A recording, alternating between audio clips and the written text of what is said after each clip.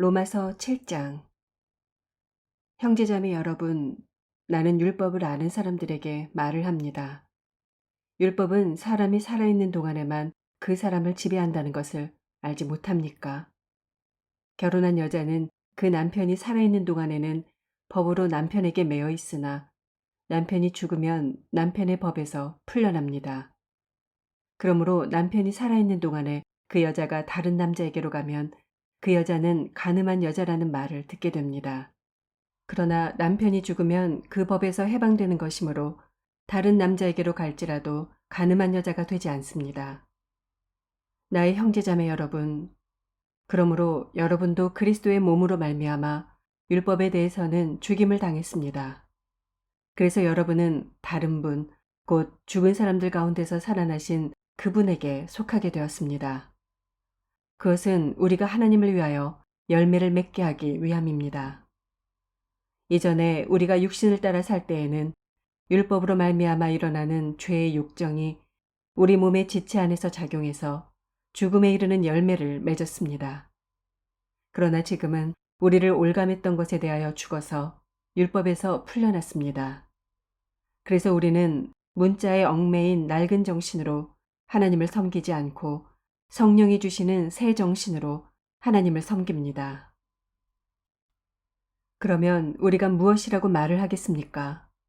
율법이 죄입니까? 그럴 수 없습니다. 그러나 율법에 비춰보지 않았다면 나는 죄가 무엇인지 알지 못하였을 것입니다. 율법에 탐내지 말아라 하지 않았다면 나는 탐심이 무엇인지를 알지 못하였을 것입니다. 그러나 죄는 이 계명을 통하여 틈을 내서 내 속에서 온갖 탐욕을 일으켰습니다. 율법이 없으면 죄는 죽은 것입니다. 전에는 율법이 없어서 내가 살아 있었는데 계명이 들어오니까 죄는 살아나고 나는 죽었습니다. 그래서 나를 생명으로 인도해야 할 그 계명이 도리어 나를 죽음으로 인도한다는 것이 드러났습니다.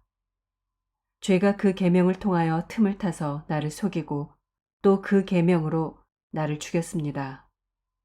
그러므로 율법은 거룩하며 계명도 거룩하고 의롭고 선한 것입니다. 그러니 그 선한 것이 나에게 죽음을 안겨주었다는 말입니까? 그럴 수 없습니다. 그러나 죄를 죄로 드러나게 하려고 죄가 그 선한 것을 방편으로 하여 나에게 죽음을 일으켰습니다. 그것은 계명을 방편으로 하여 죄를 극도로 죄답게 되게 하려는 것이었습니다. 우리는 율법이 신령한 것인 줄 압니다. 그러나 나는 육정의 메인 존재로서 죄 아래에 팔린 몸입니다. 나는 내가 하는 일을 도무지 알 수가 없습니다. 내가 해야겠다고 생각하는 일은 하지 않고 도리어 해서는 안 되겠다고 생각하는 일을 하고 있으니 말입니다. 내가 그런 일을 하면서도 그것을 해서는 안 되겠다고 생각하는 것은 곧 율법이 선하다는 사실에 동의하는 것입니다. 그렇다면 그와 같은 일을 하는 것은 내가 아니라 내 속에 자리를 잡고 있는 죄입니다. 나는 내 속에 곧 내 육신 속에 선한 것이 깃들여 있지 않다는 것을 압니다. 나는 선을 행하려는 의지는 있으나 그것을 실행하지는 않으니 말입니다. 나는 내가 원하는 선한 일은 하지 않고 도리어 원하지 않는 악한 일을 합니다. 내가 해서는 안 되는 것을 하면 그것을 하는 것은 내가 아니라 내 속에 자리를 잡고 있는 죄입니다. 여기에서 나는 법칙 하나를 발견하였습니다.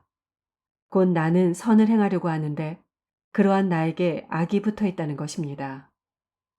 나는 속사름으로는 하나님의 법을 즐거워하나 내 지체에는 다른 법이 있어서 내 마음의 법과 맞서서 싸우며 내 지체에 있는 죄의 법에 나를 포로로 만드는 것을 봅니다. 아, 나는 비참한 사람입니다. 누가 이 죽음의 몸에서 나를 건져주겠습니까? 우리 주 예수 그리스도를 통하여 나를 건져주신 하나님께 감사를 드립니다. 그러니 나 자신은 마음으로는 하나님의 법을 섬기고 육신으로는 죄의 법을 섬기고 있습니다. 8장. 그러므로 그리스도 예수 안에 있는 사람들은 정죄를 받지 않습니다. 그것은 그리스도 예수 안에서 생명을 누리게 하는 성령의 법이 당신을 죄와 죽음의 법에서 해방하여 주었기 때문입니다. 육신으로 말미암아 율법이 미약해져서 해낼 수 없었던 그 일을 하나님께서 해결하셨습니다. 곧 하나님께서는 자기의 아들을 죄된 육신을 지닌 모습으로 보내셔서 죄를 없애시려고 그 육신에다 죄의 선고를 내리셨습니다. 그것은 육신을 따라 살지 않고 성령을 따라 사는 우리가 율법이 요구하는 바를 이루게 하시려는 것입니다. 육신을 따라 사는 사람은 육신에 속한 것을 생각하나 성령을 따라 사는 사람은 성령에 속한 것을 생각합니다. 육신에 속한 생각은 죽음입니다. 그러나 성령에 속한 생각은 생명과 평화입니다. 육신에 속한 생각은 하나님께 품는 적대감입니다. 그것은 하나님의 법을 따르지 않으며 또 복종할 수도 없습니다. 육신의 매인 사람은 하나님을 기쁘게 해드릴 수 없습니다.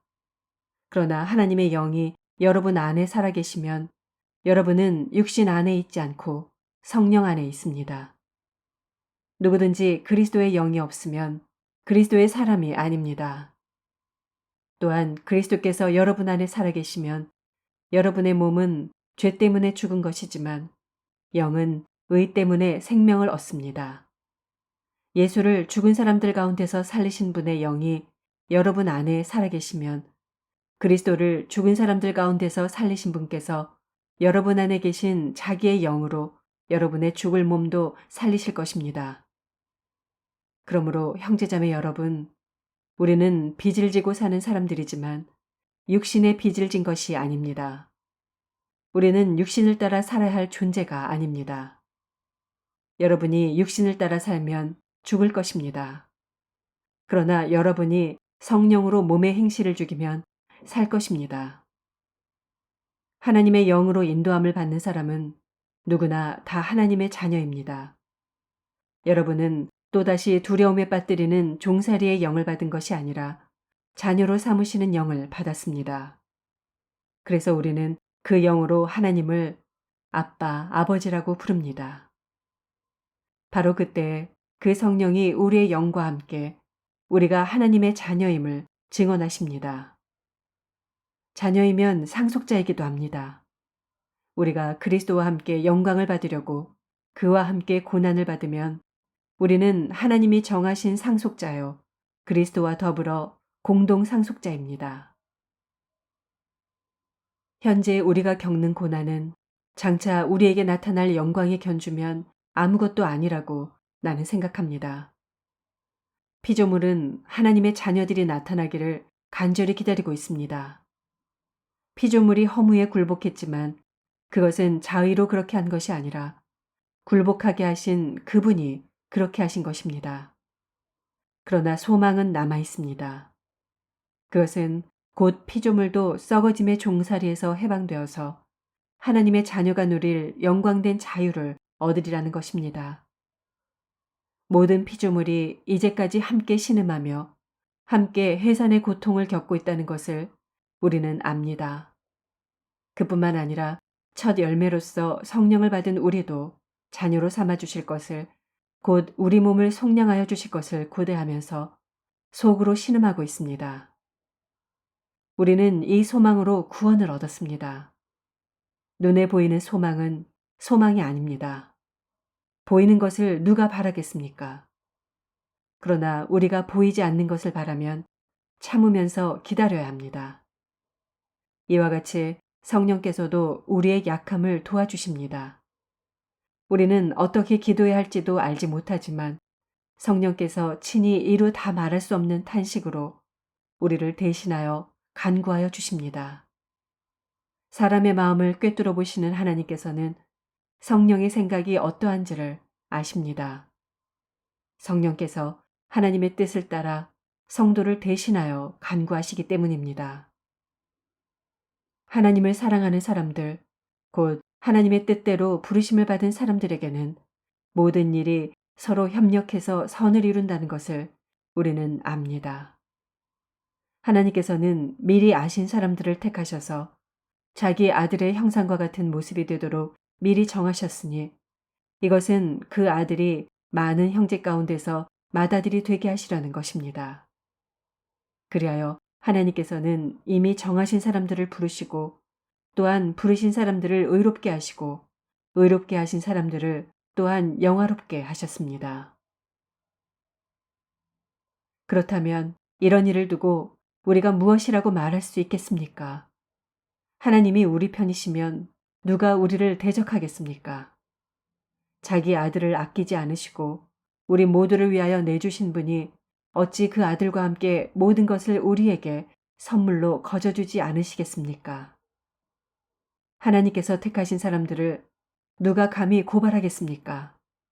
의롭다 하시는 분이 하나님이신데 누가 감히 그들을 정죄하겠습니까? 그리스도 예수는 죽으셨지만 오히려 살아나셔서 하나님의 오른쪽에 계시며 우리를 위하여 대신 간구하여 주십니다. 누가 우리를 그리스도의 사랑에서 끊을 수 있겠습니까? 환난입니까? 곤고입니까? 박해입니까? 굶주림입니까? 헐벗음입니까? 위협입니까? 또는 칼입니까?